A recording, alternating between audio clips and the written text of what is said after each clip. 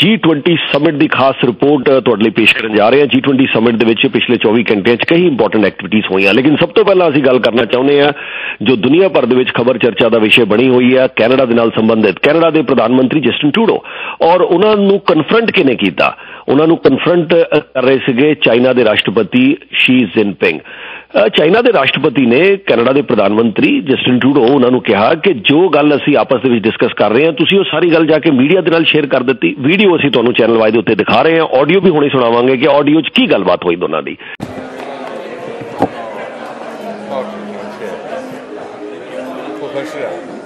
Everything we discuss is then leaked to the paper. That's not appropriate. 而且我们也不是那样进行的。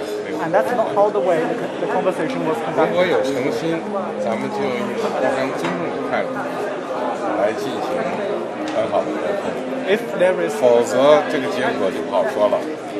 if there is sincerity on your part, free and open and frank dialogue, and that is what we will continue to have. We will continue to look to work constructively together, but there will be things we will disagree on, and we will have to 也可以 continue. 建设性，但是创造条件，创造条件。 Let's create the conditions first. 好，好。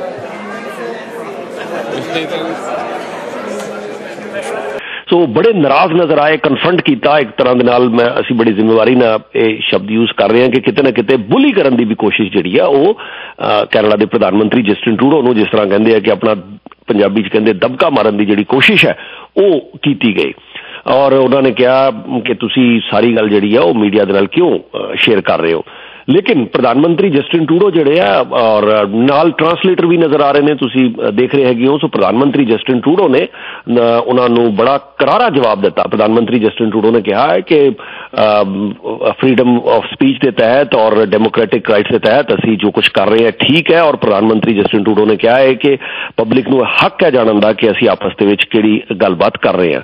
ਸੋ ਇਹ ਬੜੀ interesting ਚੀਜ਼ ਜਿਹੜੀ ਹੈ ਉਹ ਰਹੀ ਹੈ। ਅਸੀਂ ਇਹਦੇ ਉੱਤੇ ਡਿਟੇਲ ਐਨਾਲਿਸਿਸ ਤੁਹਾਡੇ ਲਈ ਜ਼ਰੂਰ ਪੇਸ਼ ਕਰਾਂਗੇ।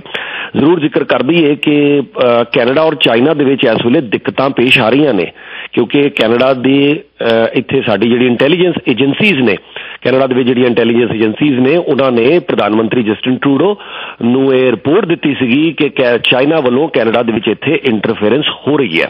ਸੋ ਹੁਣ ਜਿਹੜੀ ਇਹ ਰਿਪੋਰਟ ਆਈ ਸੀਗੀ ਕਿ ਕੈਨੇਡਾ ਦੇ ਵਿੱਚ ਚਾਈਨਾ ਵੱਲੋਂ ਇੰਟਰਫੇਰੈਂਸ ਹੋ ਰਹੀ ਹੈ, ਖਾਸ ਕਰ ਅਸੀਂ ਜ਼ਰੂਰ ਜ਼ਿਕਰ ਕਰ ਦਈਏ ਕਿ ਜਿਹੜੀਆਂ 2019 ਦੀਆਂ ਇਲੈਕਸ਼ਨ ਸੀਗੀਆਂ 11 ਕੈਂਡੀਡੇਟਸ ਨੂੰ ਇਨਫਲੂਐਂਸ ਕਰਨ ਦੀ ਕੋਸ਼ਿਸ਼ ਜਿਹੜੀ ਆ ਉਹ ਚਾਈਨਾ ਦੁਆਰਾ ਕੀਤੀ ਗਈ ਹੈ। ਸਾਡੇ ਕੈਨੇਡਾ ਦੇ ਇਲੈਕਸ਼ਨ ਔਰ ਡੈਮੋਕ੍ਰੈਟਿਕ ਪ੍ਰੋਸੈਸ ਦੇ ਵਿੱਚ ਇੰਟਰਫੇਰੈਂਸ ਦੀ ਕੋਸ਼ਿਸ਼ ਕੀਤੀ ਗਈ। ਕੈਨੇਡੀਅਨ ਇੰਟੈਲੀਜੈਂਸ ਏਜੰਸੀਜ਼ ਨੇ ਰਿਪੋਰਟ ਪ੍ਰਧਾਨ ਮੰਤਰੀ ਔਰ ਕੈਬਨਿਟ ਮਿਨਿਸਟਰ ਦੇ ਸਾਹਮਣੇ ਪੇਸ਼ ਕੀਤੀ। ਹੁਣ ਕੈਨੇਡਾ ਦੀ ਜਿਹੜੀ ਸਾਡੀ ਫੈਡਰਲ ਸਰਕਾਰ ਹੈ ਇਸ ਦੇ ਬਾਰੇ ਇਨਵੈਸਟੀਗੇਸ਼ਨ ਕਰ ਰਹੀ ਹੈ। ਕਮੇਟੀ ਉਹਨਾਂ ਨੇ ਬਣਾਈ ਹੈਗੀ ਹੈ ਕਿ ਸਾਡੇ ਇੱਥੇ ਇਸ ਤਰ੍ਹਾਂ ਦੀ ਕੋਈ ਇੰਟਰਫੇਰੈਂਸ ਨਾ ਹੋਵੇ। ਬਹੁਤ ਸੀਰੀਅਸ ਐਲੀਗੇਸ਼ਨ ਚਾਈਨਾ ਦੇ ਉੱਤੇ ਲਗਾਏ ਸੀਗੇ। ਹੁਣ ਇਹ ਗੱਲ ਜੋ ਪ੍ਰਧਾਨ ਮੰਤਰੀ ਜਸਟਿਨ ਟਰੂਡੋ ਨੇ ਸਵਾਲ ਖੜੇ ਕੀਤੇ, ਸੋ ਚਾਈਨਾ ਦੇ ਰਾਸ਼ਟਰਪਤੀ ਨੇ ਕਿਹਾ ਕਿ ਤੁਸੀਂ ਜੋ ਅਸੀਂ ਸਵਾਲ ਖੜੇ ਕੀਤੇ ਹੈਗੇ ਆ ਉਹ ਜਾ ਕੇ ਤੁਸੀਂ ਸਾਰਾ ਕੁਝ ਮੀਡੀਆ ਨੂੰ ਦੱਸ ਰਹੇ ਹੋ। ਔਰ ਉਹਨਾਂ ਨੇ ਸਿੱਧੀ ਜੋ ਸ਼ਬਦ ਇਸਤੇਮਾਲ ਕੀਤੇ, ਉਹਨਾਂ ਨੇ ਕਿਹਾ ਕਿ everything we discuss has been leaked to the media. This is not appropriate. So ਜਦੋਂ ਉਹਨਾਂ ਕਿਹਾ this is not appropriate, ਨਾਲ ਉਹਨਾਂ ਨੇ ਕਿਹਾ that's not the way conversation was conducted. If there is any sincerity on your part. ਸੋ ਬੜੇ ਸਖਤ ਅਲਫਾਜ਼ ਨੇ ਸਾਰੇ ਦੇ ਸਾਰੇ। ਸੋ ਤੁਹਾਡੇ ਪਾਰਟ ਦੇ ਉੱਤੇ ਜੇ ਕੋਈ ਸਿੰਸੀਅਰਿਟੀ ਹੈ, ਤੁਸੀਂ ਸਿੰਸੀਅਰ ਹੋ ਤੇ ਕਨਵਰਸੇਸ਼ਨ ਸਾਰੀ ਤੁਸੀਂ ਮੀਡੀਆ ਨੂੰ ਕਿਉਂ ਇਹ ਸਾਰੀ ਜਿਹੜੀ ਜਾਣਕਾਰੀ ਦਿੱਤੀ ਹੈ। ਹੁਣ ਪ੍ਰਧਾਨ ਮੰਤਰੀ ਜਸਟਿਨ ਟਰੂਡੋ ਨੇ ਵਿੱਚ ਇੰਟਰਪਟ ਕਰ ਦਿੱਤਾ ਉਹਨਾਂ ਨੂੰ, ਉਹ ਆਪਣੀ ਗੱਲ ਅਜੇ ਕਰ ਰਹੇ ਸੀਗੇ, ਉਹਨਾਂ ਵਿੱਚ ਇੰਟਰਪਟ ਕਰ ਦਿੱਤਾ। ਸਾਰਾ ਵੀਡੀਓ ਆਡੀਓ ਅਸੀਂ ਤੁਹਾਨੂੰ ਦਿਖਾ ਰਹੇ ਹਾਂ। ਉਹਨਾਂ ਨੇ ਕਿਹਾ, ਪ੍ਰਧਾਨ ਮੰਤਰੀ ਟਰੂਡੋ ਸਾਹਿਬ ਨੇ ਕਿਹਾ ਵੀ believe in free and open and frank dialogue and we will continue to have it. ਅਸੀਂ ਇਸੇ ਤਰ੍ਹਾਂ ਅਸੀਂ ਫ੍ਰੀ ਤੇ ਓਪਨ ਡਾਇਲੋਗ ਗੱਲਬਾਤ ਕਰਨ ਦੀ ਵਿਸ਼ਵਾਸ ਰੱਖਦੇ ਹਾਂ। ਇਸੇ ਤਰ੍ਹਾਂ ਅਸੀਂ ਇਹਨੂੰ ਕਰਦੇ ਰਵਾਂਗੇ ਔਰ ਅਸੀਂ ਕੰਸਟਰਕਟਿਵਲੀ ਆਪਸ ਦੇ ਵਿੱਚ ਕੰਮ ਕਰਾਂਗੇ। ਲੇਕਿਨ ਜੇ ਆਪਸ ਦੇ ਵਿੱਚ ਕੋਈ ਗੱਲ ਆ ਜਿਹਦੇ ਉੱਤੇ ਅਸੀਂ ਡਿਸਐਗਰੀ ਕਰਾਂਗੇ, ਅਸਹਿਮਤੀ ਹੋਏਗੀ ਤਾਂ ਸਾਡੀ ਅਸਹਿਮਤੀ ਵੀ ਹੋਏਗੀ, ਠੀਕ ਹੈ। ਔਰ ਇਹਦੇ ਜਵਾਬ ਦੇ ਵਿੱਚ ਰਾਸ਼ਟਰਪਤੀ ਜੀ ਨੇ ਵਿੱਚ ਹੀ ਫਿਰ ਗੱਲ ਉਹਨਾਂ ਦੀ ਇੰਟਰਪਟ ਕੀਤੀ। ਉਹਨਾਂ ਨੇ ਜੀ ਸਾਹਿਬ ਨੇ ਇੰਟਰਪਟ ਕਰ ਦਿੱਤਾ। ਉਹਨਾਂ ਨੇ ਕਿਹਾ let's create the conditions first, ਵੀ ਪਹਿਲਾਂ ਕੰਡੀਸ਼ਨ ਤਾਂ ਇਹੀ ਜੀ ਤਿਆਰ ਕਰੋ। ਔਰ ਉਸ ਤੋਂ ਬਾਅਦ ਦੋਨਾਂ ਨੇ ਹੱਥ ਮਿਲਾਇਆ ਔਰ ਦੋਨੋਂ ਆਪਣੇ ਆਪਣੇ ਰਸਤੇ ਹੋ ਗਏ। ਟਰੂਡੋ ਸਾਹਿਬ ਆਪਣੇ ਰਸਤੇ ਚਲੇ ਗਏ ਔਰ ਚਾਈਨਾ ਦੇ ਰਾਸ਼ਟਰਪਤੀ ਆਪਣੇ ਰਸਤੇ ਚਲੇ ਗਏ। ਬੜਾ बड़े तिखे जे तेवर जिहड़े ने चाइना के राष्ट्रपति दे नज़र आए। उन्होंने सोचा कि प्रधानमंत्री जस्टिन ट्रूडो शायद उन्होंने थोड़ा जिहा कंसोल करनगे, पर ऐसा नहीं होया।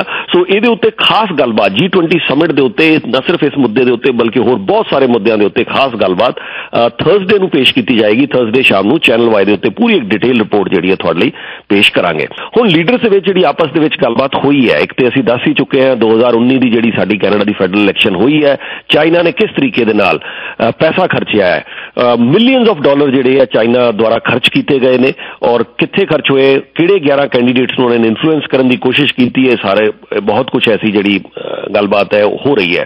सो जिथे एक तरफ ये चर्चा हो रही है, दूसरी तरफ सानू खबर है कि कैनेडा के साडे जिहड़े फॉरेन अफेयर्स मिनिस्टर ने मेलनी जॉली, उन्होंने भी चाइना के फॉरेन अफेयर्स मिनिस्टर के नाल अपने काउंटर पार्ट दे नाल यही सवाल चुके ने कि एक तो यूक्रेन की जंग के बारे गल हुई है और जिहड़ा चाइना कैनेडा के मसलियां दे विच इंटरफेयर कर रहा है वह न सिर्फ प्रधानमंत्री जस्टिन ट्रूडो बल्कि कैनेडा के foreign affairs minister Melanie jolly उन्होंने भी अपना जिहड़ा उन्होंने काउंटर पार्ट ने चाइना के फॉरेन अफेयर्स मिनिस्टर उन्होंने नाल इह सारी गलबात कीती है।